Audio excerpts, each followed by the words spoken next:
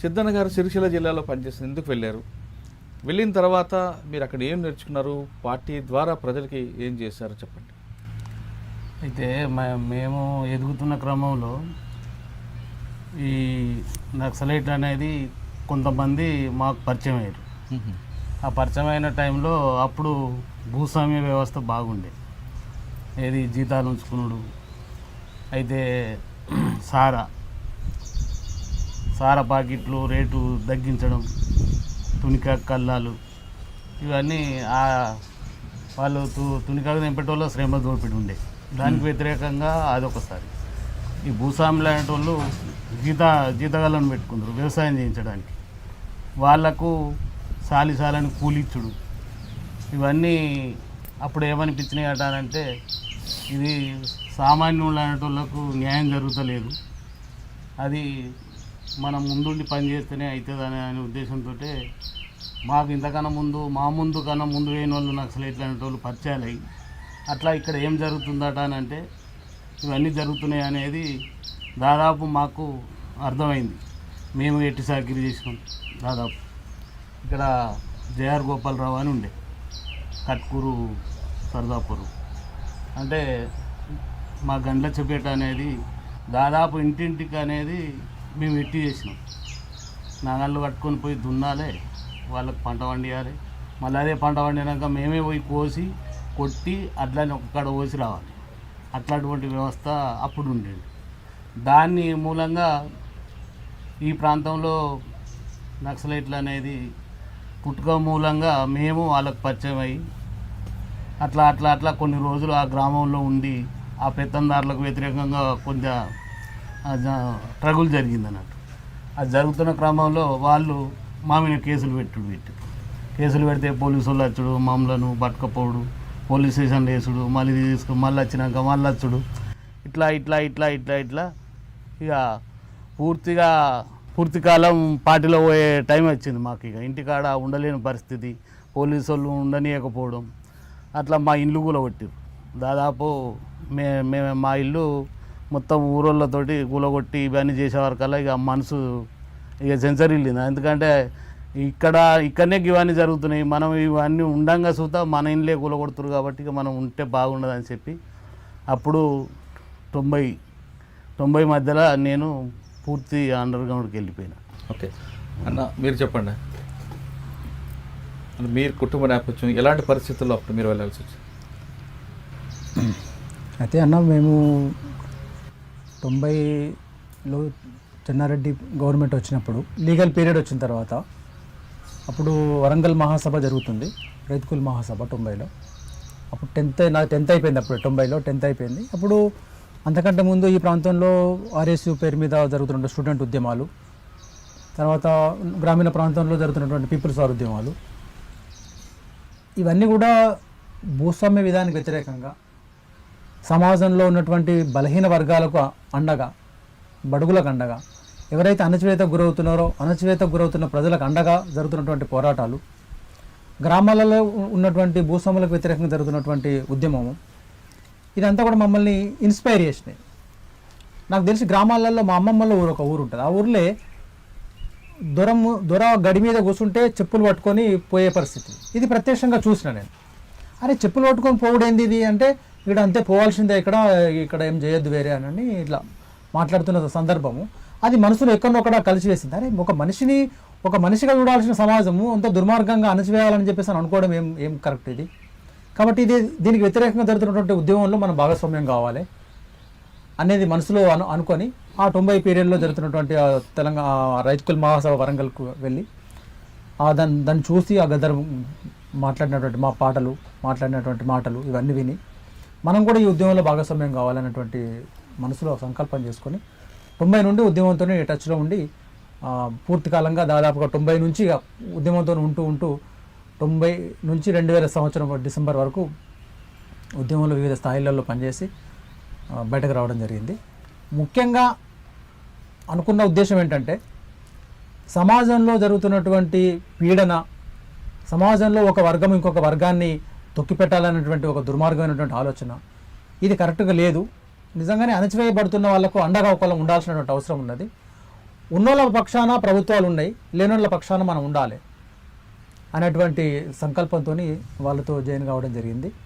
వాస్తవం కూడా కొంత సక్సెస్ అయినామని చెప్పేసి అనే సంతృప్తి కూడా ఉన్నది. ఏంటంటే అణచివేయబడుతున్నటువంటి వాళ్ళకు ఆయుధాలు అందించి వాళ్ళను ఒక మనుషులుగా తయారు చేసి వాళ్ళు అప్పటిదానిక అసలు మేము మనుషులమైనా, మేము వాళ్ళకంటే కిందోళ్ళము, వాళ్ళకంటే తక్కువ వాళ్ళము, వాళ్ళకంటే కింద కూర్చోవలసిన వాళ్ళము అనేటువంటి భావాన్ని, అది కాదు మనం మనుషులము, మీరు మనుషులుగా ఆలోచించండి, మీరు కూడా ప్రశ్నించండి, మీరు కూడా మనుషులమే, మనం కూడా ఈ సమాజంలో తప్పకుండా మనం వాళ్ళతో సమానంగా ఉండాల్సిందే అనే దాన్ని గ్రామీణ స్థాయి నుంచి దాదాపుగా విద్యార్థుల నుంచి ఇదంతా కూడా ప్రచారం చేసి ఆయా గ్రామాలలో సంఘాలు ఏర్పాటు చేసి ప్రజలను చైతన్యం చేసి తిరుగుబాటు, మీరు వెట్టి చాకిరీలు చేయొద్దు, మీరు అవమానానికి గురి కావద్దు, మీరు కూడా మనుషులే, మనందరం కూడా మనుషులమే, తప్పకుండా మనం వీటన్నిటిని ఎదుర్కోవాలి, వీటిని వ్యతిరేకంగా నిలబడాలి, ఉద్యమాలు చేయాలి, మీరు అంతా మాకు సపోర్ట్ చేయాలని చెప్పేసి అంటే గ్రామాలలో అందరూ కూడా ఆ టైంలో అనేక అవమానాలు. నాకు తెలిసి నిజామాబాద్ జిల్లాలో ఇంకొక సమస్య తీవ్రంగా ఇప్పటిదాకా కూడా దాదాపు నాకు తెలిసిన ఔషధీలు ఇప్పటిదాకా కూడా ఉండొచ్చు. ఇంకా 2 క్లాసుల పద్ధతి, హోటళ్లలో 2 క్లాసులు ఉంటాయి. ఒక క్లాసు ఎస్సీ కులపులు వచ్చి కింది కులాలు వచ్చి ఛాయ్ తాగిపోతే వాళ్ళే కడుక్కొని వాళ్ళే అక్కడ పెట్టుకొని పోలే, మళ్ళీ రేపు వస్తే అరే నీ గ్లాసు నువ్వే పెట్టుకోరా అనేటువంటి ఒక ఇది చాలా అవమానకరమైనటువంటి ఒక పరిస్థితి. దీన్ని బ్రేక్ చేయాలి. ఇట్లాంటివి కూడా ఒక ఆత్మగౌరవానికి సంబంధించిన సమస్య. అట్లాంటి వాటి వల్ల కూడా చాలామంది యువకులు, చాలామంది ప్రజలు అనేక రకాల అవమానాలకు తెలంగాణలో మీకు తెలుసు దాదాపుగా.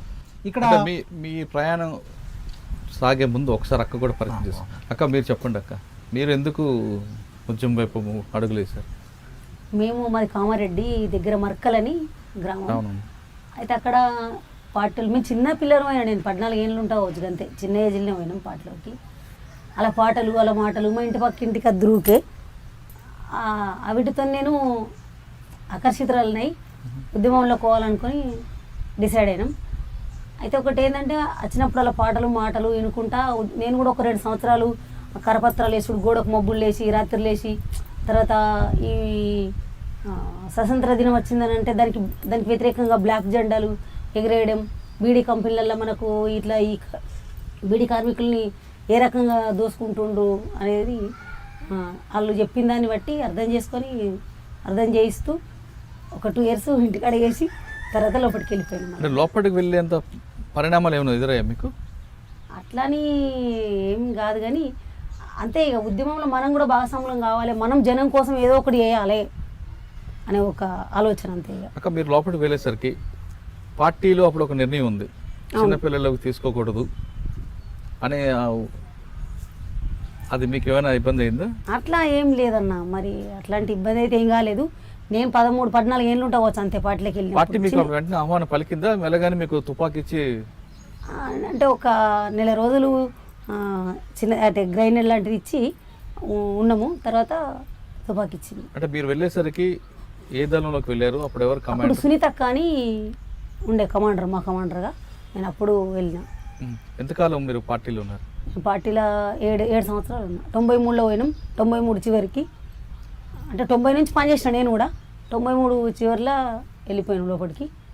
93 నుంచి మీరు పనిచేస్తారు. మీ ప్రయాణం ఎక్కడెక్కడ సాగింది అక్క? మాది బాన్స్వాడ, సిరిసిల్ల కూడా చేసిన నేను. మధు కమాండర్ ఉండే అప్పుడు సిరిసిల్లలో తిరిగినప్పుడు. తర్వాత భీమ్గల్ ఐలాండ్ ఉండే కమాండర్గా. తర్వాత ఈ 3 దళాలలో ఎక్కువ వేసిన. కామారెడ్డిలో కూడా కొద్ది రోజులు చేసిన, కానీ తక్కువ. సుంతక్కున్న ఉన్న పీరియడ్లో ఒక 2-3 నెలలు ఇక్కడ, ఒక 6 నెలలు అట్లుండి కొత్తగా వచ్చినాక తర్వాత భీమ్గల్, సిరిసిల్ల, బాన్స్వాడలో కొద్దిగా ఎక్కువనే ఉన్నా. సాధారణంగా అప్పట్లో దళంలోకి ఆడపిల్లలు వస్తే పోలీసులకు చెడ్డ ప్రచారం చేసేవారు. బాల్య వివాహాలు తట్టుకోలేకో లేదు ఇంకో వేరే కారణాలతో వస్తారు, వాళ్ళ పట్ల లైంగికంగా వేధింపులు ఉంటాయనేది అప్పుడు ఒక ప్రచారం జరిగింది. అదంతా వాస్తవం అంటారా? లేదు, పార్టీలు అట్లాంటిది లేదు. ఇప్పుడు మనం 10 మంది అన్నలున్నా, ఒక్క అక్కున్నా, వాళ్ళ తోడవుట్టిన అక్కని ఎట్లా చూసుకుంటారు అట్లా చూసుకుంటారు. ఇది అనవసరంగా దుష్ప్రచారమే జరిగింది అనేది బయట. అట్లాంటిది ఏం లేదు అక్కడ. మీరు పనిచేస్తున్న సమయంలో మీరు చేసిన మంచి కార్యక్రమాలు ఏమి ఉన్నాయి? మంచి కార్యక్రమం అంటే ఈ జనాలను బాగా గుర్తుండిపోయింది. ఒక గ్రామాన్ని తీసుకుని అక్కడ రాజకీయ చైతన్యం చేయడమా, లేదా ప్రజల్లో మార్పు తీసుకురావడానికి వాళ్ళకి ఉత్తేజపరచడమా, పాటలు పాడడమా? మాటలు, మీటింగ్లు, పాటలు ఇవన్నీ చేసినారు, మాట్లాడినాం. అయితే జనాన్ని ఏదున్నా ఇప్పుడు ఈ దోపిడీకి అణచివేతకు గురవుతున్నటువంటి జనాన్ని మన మాటల ద్వారా, మన అంటే ఏ రకంగా గవర్నమెంట్ మనలా ఇది చేస్తుంది అనేది చెప్పుకుంటూ వాళ్ళను జనాల్ని కూడా ఆ విషయాన్ని అర్థం చేయించుడు అక్కడ జరుగుతున్నటువంటి సంఘటన. ఆడపిల్లలు అంత బరువు మోసుకొని పైకి వెళ్ళడం నడవడం అనేది చాలా కష్టమైన పని, మీరు ఎలా భరించారు?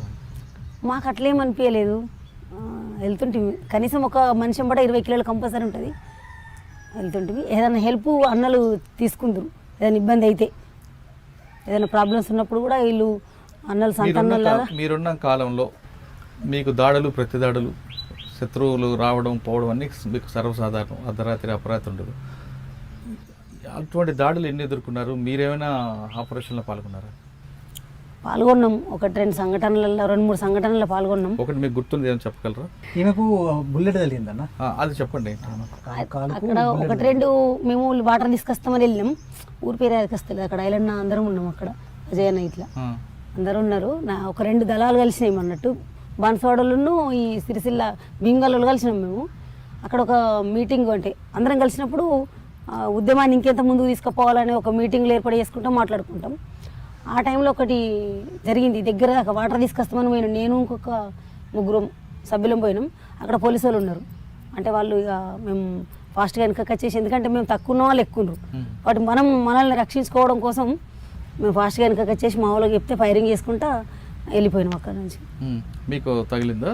అక్కడ తగలలేదు నాకు. అయితే ఒక తండాల చెద్మల్ తండా అని ఉంటుంది ఒకటి. అయితే ఈ కానిస్టేబుల్ లంబడోళ్ళ అయిన కానిస్టేబుల్ ఉన్నాడు అందులో, ఆయన పోలీస్ ఇన్ఫార్మర్గా మారిండు అనేది పక్క మాకు తెలుసు అన్నట్టు. అయితే ఒక పండగ చేస్తారు లంబడోళ్ళు, ఆ పండగ సమయంలో ఆయన వస్తాడు అక్కడికి ఖచ్చితంగా. ఆయన మా భయానికి అత్తలేడు, మేము పట్టుకుంటామని. ఆ రోజు వస్తాడని మాకు తెలిసి మేము వెళ్ళాం అన్నట్టు అందరం దళమంతా. అప్పుడు అజయ్ అన్న కమాండర్ ఉన్నాడు. వెళ్ళే వరకు ఏమైందంటే వాళ్ళకి అర్థమైంది మేము వచ్చేది, వాళ్ళు మా మీదకి దాడి చేసారు. ఏది పెద్ద పెద్ద కొట్టముకున్న కట్టెలు తీసుకొని దాడి చేస్తే మా సభ్యులు ఏం చేశారు, ఫైరింగ్ స్టార్ట్ చేశారు. ఆ ఫైరింగ్లో నేను మా కమాండర్కి నేను గార్డును, అంటే ఆ కమాండర్ని రక్షించుకోవాలి, అంటే గార్డును కాబట్టి మా కమాండర్ అక్కడ ఉండి ఇట్లా తీసుకొస్తాను పోతే మా వాళ్ళు కొట్టిన తూటనే నాకు పడ్డది.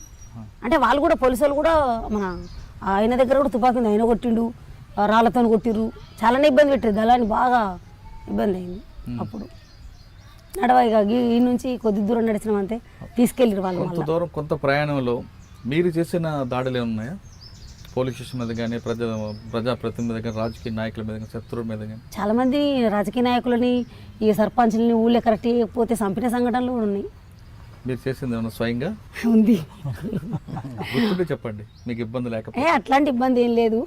మా ఊరి దగ్గరనే అది ఎక్స్ రోడ్ ఉంటుంది ఒకటి, పద్మాజీవాడ అని. అయితే అక్కడ సర్పంచ్ని వస్తాడు హెచ్చరించినాం చెప్పినా కానీ ఆయన వినలేడు.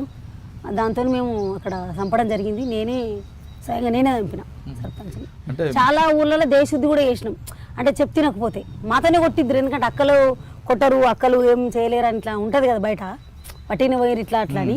అట్లాంటిది ఏం లేకుండా మాతోనే ఏదైనా ఉంటే చేపిద్దరు వీళ్ళు, వాటి నిర్ణయాలు తీసుకొని చేపి. ఒకసారి మీ దైనందిన కార్యక్రమం ఏ విధంగా జరుగుతుంది? రోజు దినచర్య పొద్దున లేవగానే గ్రౌండ్కి వెళ్ళాలి కంపల్సరీ. నువ్వు ఎక్కడన్నా నుండు గింత జాగాలైనా సరే ఇదే గ్రౌండ్, ఇక మనం నిలబడ్డ కానే చేయొచ్చు ఎక్సర్సైజు. ఆ ఎక్సర్సైజ్ చేయడం, గ్రౌండ్ ఉంటే గ్రౌండ్లో వేస్తాం, గ్రౌండ్ లేకపోతే నిలబడ్డ కాడ ఒకళ్ళు షెల్టర్ తీసుకొని షెల్టర్లు ఉన్నా కానీ ఎక్సర్సైజ్ అనేది కంపల్సరీ ఉంటుంది. దాదాపు ఎక్సర్సైజ్ చేయడం అనేది ఉంటుంది. దాని తర్వాత ఏదైనా టిఫిన్ ఉంటే తినడం, టిఫిన్ లేకపోతే అంబలు చేసుకొని తాగడం, లేకుంటే టీ పెట్టుకొని అందులో ఏదో ఒకటి బిస్కెట్ల పొడలు అట్లాంటివి తినడం, ఇట్లాంటివి ఉంటుంది. పొద్దున మధ్యాహ్నం ఇక మన ప్రయాణం ఉంటేనేమో ప్రయాణం చేస్తాం, ప్రయాణం లేకపోతే ఆగేది ఉంటే పుస్తకాలు పట్టుకొని చదువుకోవాలి కంపల్సరీ, ఖచ్చితంగా ఉంటుంది అన్నట్టు. ఇక అలా చదువుకున్నాడు అనేది, ఏదైనా డౌట్స్ ఉంటే మనకంటే ఎక్కువ తెలిసిన వాళ్ళు ఉంటారు కదా, వాళ్ళని వెళ్ళి తెలుసుకోవడం. తర్వాత 1 గంట అట్లా 2 గంటలు ఏమన్నా అవకాశం ఉంటే అట్లా ఒరుగుతారు, ఏమన్నా నైట్ నిద్ర లేకపోతే నడిస్తే, లేకుంటే చదువుకోవడమే ఎక్కువ శాతం. చదువుకున్న దాని మీద డిక్టేషన్ అని ఉంటుంది, అంటే తప్పులు ఒప్పులు ఏం రాస్తున్నాం, ఏం నేర్చుకుంటున్నాం అనేది. లేదనంటే ఒక మార్క్స్ ఉద్యమాన్ని ఇంకా ముందు తీసుకుపోవడం కోసం ఏ పాఠాలు నేర్చుకుంటే బాగుంటుంది అనేది కూర్చునబెట్టి 5-6 ఉంటే కూర్చునబెట్టి చెప్పడం జరుగుతుంది. సాయంత్రం ఎక్కువ శాతం నడకనే ఉంటుంది ఎక్కువ. ఒక్కసారి అనిపించిందా ఎందుకురా మోయడం, ఎందుకురా కష్టం? ఒక్క క్షణం కూడా అనిపించలేదా అట్లా? ఒక్క క్షణం కూడా అసలు అట్లా అనిపించలేదు. ఇప్పుడు మరి మీ ఇద్దరి మధ్యన ఆయన పెళ్లి చేసుకోవాలని అన్నకి ఎప్పుడు అనిపించింది? అది బాగా క్రామనే కదా. ఇక అది తర్వాత మస్తు రోజులకు అంటే ఉద్యమంలో ఉన్నప్పుడే పెళ్లి ఉద్యోగం చేసుకున్నారు? ఉన్నప్పుడు వేసుకున్నాం. అంటే మీ ఇద్దరు ఎక్కడ కలిసారు? కామారెడ్డి భీమ్గల్ అంతా కలిసే ఉంటాం కదా. ఎప్పుడెప్పుడు నెలకు ఒకసారి అట్లా అన్ని దళాలు దాదాపు కలుస్తాయి. ఎందుకంటే రాష్ట్ర కమిటీ నుంచి కేంద్ర కమిటీ నుంచి మాకు వస్తాయి అన్నట్టు ఏ పనులు చేయాలో ఎట్లా చేయాలో ఎట్లా ఉద్యమాన్ని ముందుకు తీసుకుపోవాలనేది కార్యక్రమం ఉంటుంది కదా. ఆ కార్యక్రమం కోసం కంపల్సరీ కలుస్తాం, మీటింగ్లు పెట్టుకుంటాం. అంటే మీ ఇద్దరికి ఫస్ట్ ఎవరు ప్రేమించుకున్నారు? ఆయన పెళ్లి చేసుకోవాలనిపించేది ఆయన అడిగిండు. మిమ్మల్ని అడిగారా? అవును. ఏమని? నేను పెళ్లి చేసుకోవాలనుకుంటున్నా అన్నాడు. సరే కొద్ది రోజు ఒక 2 days టైం తీసుకొని చెప్పిన. ఓకే అన్నాడు. ఏమని 2 రోజులు ఎందుకు ఆలోచించారు ఆయన గురించి? అట్లని కాదు కానీ వెంటనే అట్లా చెప్పలేం కదా ఎవరి మీద. సాధారణంగా ఉద్యమంలో పెళ్లి చేసుకోవాలనుకుంటే పార్టీకి నిర్ణయం ప్రకారం 2 వేరువేరుగా ఒక 6 నెలలు ఉండి తర్వాత కలిపి పార్టీ ఇది మాత్రం నిజం, కంపల్సరీ. అట్లా చెప్పినాక ఏం చేసారు, నన్ను బాన్స్వాడకి వేసేసారు ఒక 6 నెలలు. తర్వాత మళ్ళీ వచ్చినాక పెళ్ళి. ఎక్కడ చేశారు పెళ్లి మీ ఇద్దరికి? భీమ్గల్ ఏరియా రాత్నగర్ అని. అంటే ఆయన అడగగానే మీరు ఒప్పుకున్నారా? అట్లా నేను లేదు, ఒక 2 days ఆలోచించి చెప్తానన్నా అట్లా చెప్పిన. నేను అప్పుడు బెంగాల్ దళ కమాండర్ ఆయన. ఎంతకాలం మీరు ఉన్నారు? మేము 7 సంవత్సరాలు ఉన్నాం లోపల. 7 సంవత్సరాలు. తర్వాత మీరు ఎప్పుడు వచ్చారు? ఇంత పాటు వచ్చారు ముందు? కలిసి ఒక్కడిసారి వచ్చిన ఇద్దరు.